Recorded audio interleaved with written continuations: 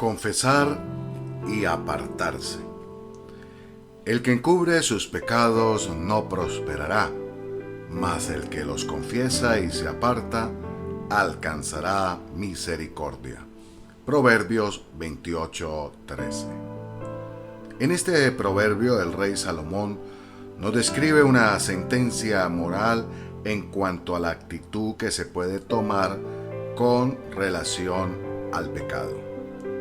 Según el texto, entre encubrir y confesar se encuentra nuestro pecado, y de acuerdo a esta realidad se nos presenta el dilema de decidir por una de las dos opciones. Estas palabras, confesar y apartarse, no revelan la clave para tener una vida plena y la clave para la desgracia de las personas, que es encubrir los pecados. En otras palabras, nos enseña la raíz de toda bendición y de toda maldición. Quien encubre sus pecados jamás prosperará. Ese esconder o encubrir el pecado es la raíz de todos los problemas de las personas. No se refiere a una confesión pública de pecado para ser visto por lo demás, sino a la confesión que debe ser a solas con Dios. Por esto, querer aparecer impecable ante los demás es un grave error, ya que lo importante es serlo ante Dios. Podemos encontrar la versión de este proverbio en el siguiente versículo del Nuevo Testamento. Si confesamos nuestros pecados, Él es fiel y justo para perdonar nuestros pecados y limpiarnos de toda maldad. Primera de Juan 1:9. ¿Tienes algún pecado encubierto? ¿Confiesa tus faltas a diario? Recuerda, todo lo que llevas escondido en el corazón está interrumpiendo tu buena relación con Dios. Oración. Oremos juntos. Padre eterno, hoy confieso todo pecado que hay en mí. Perdóname por mi maldad. Límpiame con la sangre de tu Hijo Jesucristo y ayúdame a vivir en santidad. Señor, que reconozca mi debilidad, que reconozca mis flaquezas, que reconozca mi pecado siempre delante de ti, que no encubra nada, Señor, que siempre pueda tener la humildad e ir ante tu presencia y pedirte perdón. Y como abogado, Jesucristo, tú defiendas mi causa, porque tú dices en tu palabra, hijitos míos, estas cosas os escribo para que no pequéis, pero si alguno hubiere pecado, abogado tenemos para con el Padre, a Jesucristo el justo. Gracias, amado Señor, porque tú eres el abogado por excelencia, porque tú nos limpiaste en la cruz del Calvario de todo pecado y de toda maldad para vivir con conciencias limpias, libres de todo pecado. Señor, ayúdanos a estar siempre a cuentas contigo. Ayúdanos, Señor, a tener siempre organizada nuestra casa para cuando tú nos llames estemos totalmente preparados. Gracias, Señor, porque tú eres bueno. Gracias porque para siempre es tu misericordia. Bendito eres tú, Señor, porque nos da la esperanza de que podemos prosperar cuando vivimos de acuerdo a tu palabra y de acuerdo a tus principios. Ayúdanos, Señor, para seguir adelante en el camino tuyo. En el nombre de nuestro Señor Jesucristo, oramos. Amén y amén.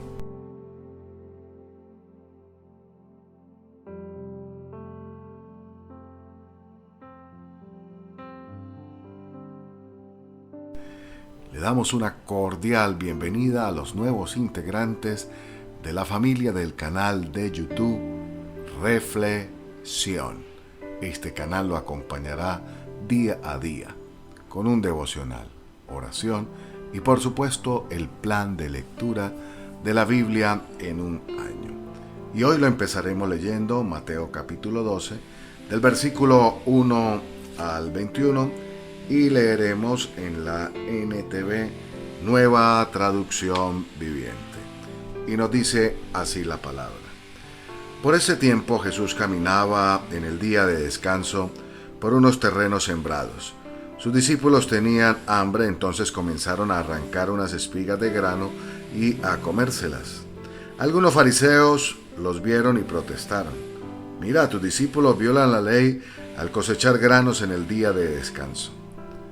Jesús les dijo, ¿no han leído en las Escrituras lo que hizo David cuando él y sus compañeros tuvieron hambre?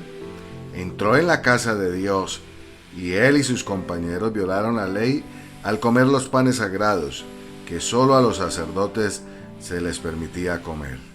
¿Y no han leído en la ley de Moisés que los sacerdotes de turno en el templo pueden trabajar en el día de descanso? Les digo, aquí hay uno que es superior al templo. Ustedes no habrían condenado a mis discípulos, quienes son indulgentes, si conocieran el significado de la escritura que dice, quiero que tengan compasión, no que ofrezcan sacrificios, pues el Hijo del Hombre es Señor incluso del día de descanso.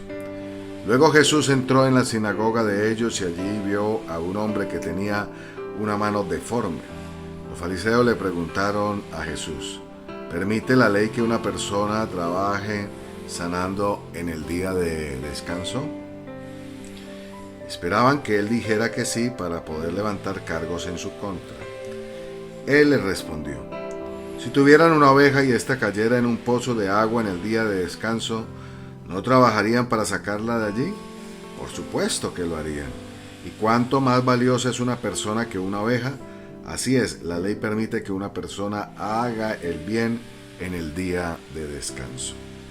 Después le dijo al hombre, extiende la mano. Entonces el hombre la extendió y la mano quedó restaurada igual que la otra.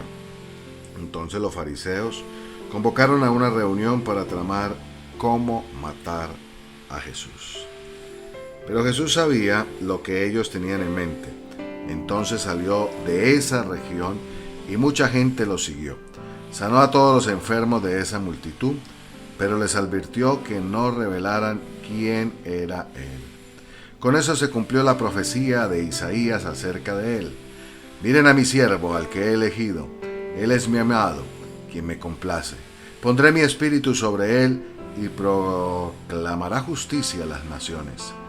No peleará ni gritará ni levantará su voz en público. No aplastará la caña más débil ni apagará una vela que titila.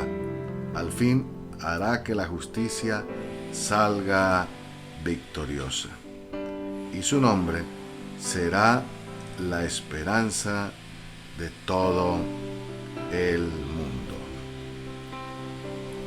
Continuamos con el plan de lectura de la Biblia en un año y en esta ocasión leemos Levítico capítulo 14 en la NTV, Nueva Traducción Viviente, y nos dice la palabra del Señor de la siguiente manera. El Señor le dijo a Moisés, las siguientes instrucciones son para los que buscan la purificación ceremonial de una enfermedad cutánea. Los que han sido sanados deben ser llevados al sacerdote, quien los examinará en un lugar fuera del campamento. Si el sacerdote comprueba que alguien se ha sanado de una enfermedad grave de la piel, llevará a cabo una ceremonia de purificación, usando para ello 2 aves vivas que están ceremonialmente puras, un palo de cedro, un hilo escarlata y una rama de hisopo. El sacerdote mandará matar una de las aves sobre una vasija de barro llena de agua fresca. Tomará el ave viva, el palo de cedro, el hilo escarlata y la rama de hisopo, y los mojará en la sangre del ave muerta sobre el agua fresca. Luego el sacerdote rociará la sangre de ave muerta 7 veces sobre la persona que está siendo purificada de la enfermedad cutánea. Después de purificar a la persona, el sacerdote soltará el ave viva en el campo abierto. Entonces aquellos que están siendo purificados deberán lavar su ropa, rasurarse todo el cuerpo y bañarse con agua. Así quedarán ceremonialmente puros y podrán regresar al campamento. Sin embargo, tendrán que permanecer fuera de su carpa durante 7 días. Al 7º día, nuevamente, deberán rasurarse todo el pelo de su cabeza, incluida la barba y las cejas. También deberán lavar su ropa y bañarse con agua. Entonces quedarán ceremonialmente puros. Al 8º día, cada persona que está siendo purificada debe llevar 2 corderos sin defecto y una cordera de 1 año sin defecto, junto con una ofrenda de grano de 6 litros, de harina selecta, humedecida, con aceite de oliva y 1/3 de litro de aceite de oliva. Después el sacerdote oficialmente presentará a la persona que será purificada junto con las ofrendas ante el Señor a la entrada del tabernáculo. El sacerdote tomará uno de los corderos y el aceite de oliva y los ofrecerá como una ofrenda por la culpa y lo levantará como una ofrenda especial ante el Señor. Luego matará al cordero en el área sagrada donde se matan las ofrendas por el pecado y las ofrendas quemadas.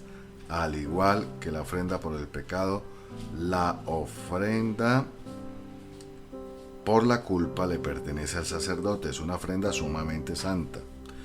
Luego el sacerdote tomará un poco de la sangre de la ofrenda por la culpa y la untará en el lóbulo de la oreja derecha, en el pulgar de la mano derecha y en el dedo gordo del pie derecho de la persona que está siendo purificada. Después el sacerdote derramará un poco del aceite de oliva en la palma de su propia mano izquierda. Mojará el dedo derecho en el aceite que tiene en la palma y rociará un poco del aceite 7 veces ante el Señor. A continuación untará un poco del aceite que está en la palma sobre la sangre de la ofrenda por la culpa que está en el lóbulo de la oreja derecha, en el pulgar de la mano derecha y en el dedo gordo del pie derecho de la persona que está siendo purificada. El sacerdote untará el resto del aceite que le quede en la mano sobre la cabeza del que está siendo purificado. Mediante este proceso el sacerdote purificará a la persona ante el Señor. Luego el sacerdote deberá presentar la ofrenda por el pecado para purificar a la persona que fue sanada de la enfermedad de la piel. Después el sacerdote matará al animal que se usará para la ofrenda quemada y la presentará sobre el altar junto con la ofrenda de grano. Mediante este proceso el sacerdote purificará al que fue sanado y quedará ceremonialmente puro. Aquel que sea demasiado pobre y no tenga para comprar estas ofrendas podrá llevar un cordero para la ofrenda por la culpa, para que se levante como una ofrenda especial para purificación. También deberá llevar 2 litros de harina selecta humedecida con aceite de oliva para la ofrenda de grano y 1 taza de aceite de oliva. La ofrenda también debe incluir 2 tórtolas o 2 pichones de paloma según sus posibilidades. Una de ellas deberá ser usada para la ofrenda por el pecado y la otra para la ofrenda quemada.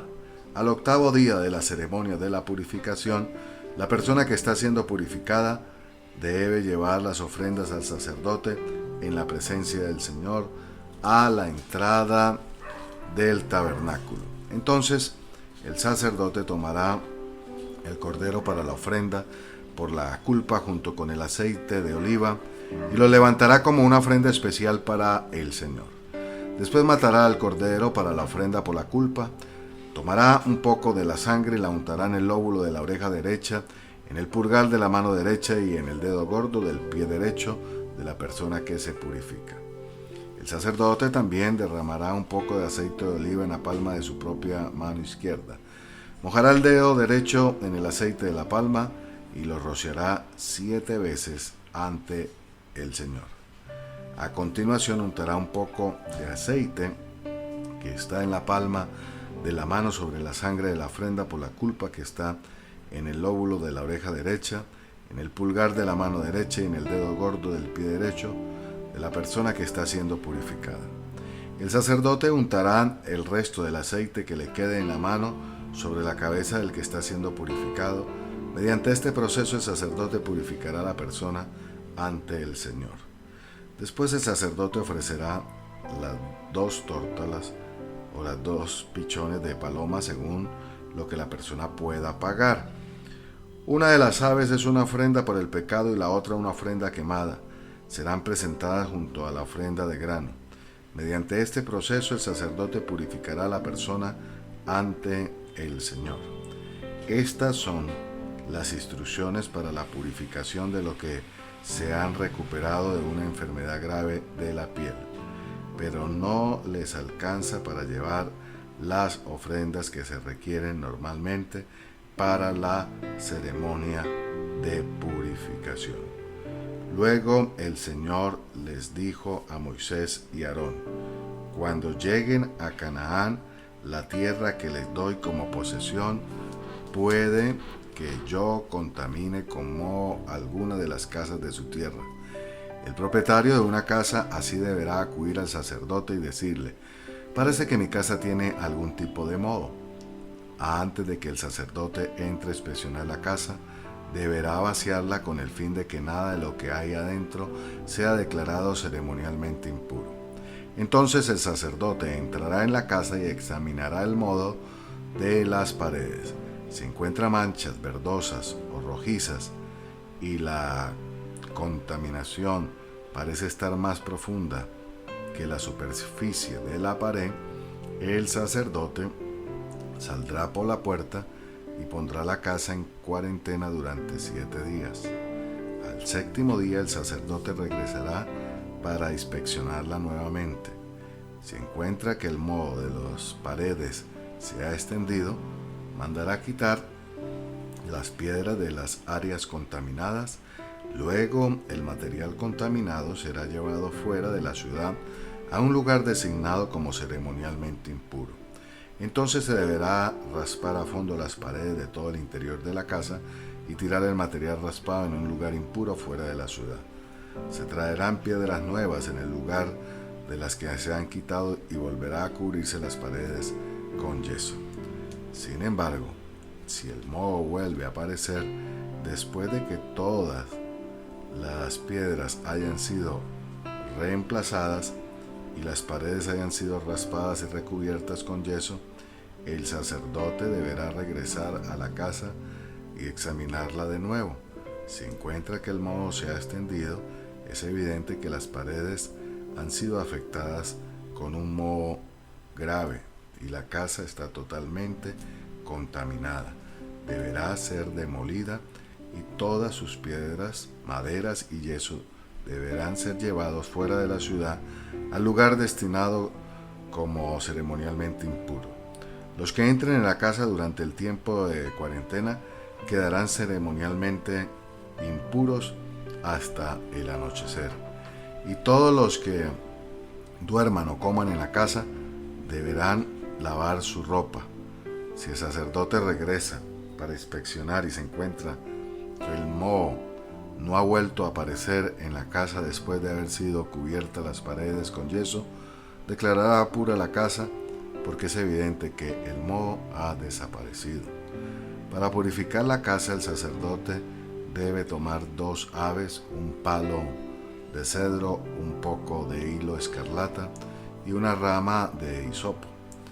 Matará una de las aves sobre una vasija de barro llena de agua fresca. Tomarán el palo de cedro, la rama de hisopo, el hilo escarlata y el ave viva y los mojará en la sangre del ave muerta y en el agua fresca. Luego rociará la casa 7 veces. Cuando el sacerdote haya purificado la casa exactamente de esta forma, soltará el ave viva en el campo abierto fuera de la ciudad. Mediante este proceso el sacerdote purificará la casa y quedará ceremonialmente pura. Estas son las instrucciones para tratar enfermedades graves de la piel que incluyen llagas costrosas, moho, tanto sobre la ropa como en una casa, hinchazón de la piel, erupciones o decoloración de la piel. Este procedimiento determinará si una persona o objeto es moralmente puro o impuro. Estas son las instrucciones con respecto a las enfermedades de la piel y al moho. Continuamos con el plan de lectura de la Biblia en un año y ahora leemos Proverbios capítulo 26 en NTV, Nueva Traducción Viviente. Y dice así la palabra: como la nieve no es para el verano, ni la lluvia para la cosecha, tampoco el honor es para los necios. Como gorrión que revolotea o golondrina que vuela sin rumbo, la maldición inmerecida no llegará a quien iba dirigida. Guía al caballo con el látigo, al burro con el freno y al necio con la vara en la espalda. No respondas a los argumentos absurdos de los necios, o te volverás tan necio como ellos. Responde a los argumentos absurdos de los necios, o se creerán sabios en su propia opinión. Confiarle a un necio que lleve un mensaje es como cortarse los pies o tomar veneno. Un proverbio en boca de un necio es tan inútil como una pierna paralizada. Honrar a un necio es tan absurdo como atar la piedra a la honda. Un proverbio en boca de un necio es como una rama espinosa agitada por un borracho. El patrón que contrata a un necio o a cualquiera que pasa es como un arquero que lanza su flecha al azar. Así como el perro vuelve a su vómito, el necio repite su necedad. Hay más esperanza para los necios que para los que se creen sabios. El perezoso afirma: hay un león en el camino. Sí, estoy seguro de que allí fuera hay un león. Así como la puerta gira sobre sus bisagras, el perezoso da vueltas en la cama. Los perezosos toman la comida con la mano, pero ni siquiera se la llevan a la boca. Los perezosos se creen más listos que 7 consejeros sabios. Entrometerse en los pleitos ajenos es tan necio como jalarle las orejas a un perro. Tanto daña un loco que dispara un arma mortal como el que miente a un amigo y luego le dice solo estaba bromeando. El fuego se apaga cuando falta madera y las peleas se acaban cuando termina el chisme.